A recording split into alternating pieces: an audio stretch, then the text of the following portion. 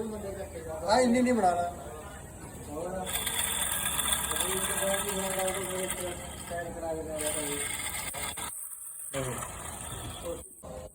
ਓਏ ਹਰ ਜੀ ਦੇਖੋ ਇਧਰ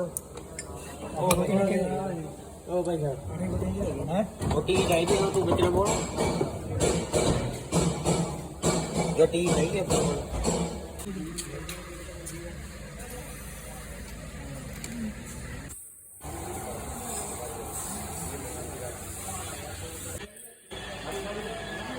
ਕਿ ਨਹੀਂ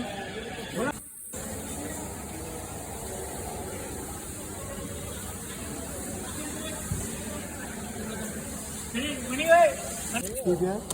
ਓਏ ਇਹ ਗੁਲਾਬੀ ਦਾ ਹੋ ਗਿਆ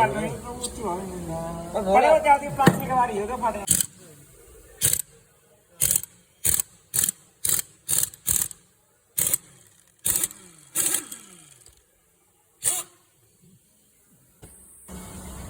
ਦੋ ਆਠ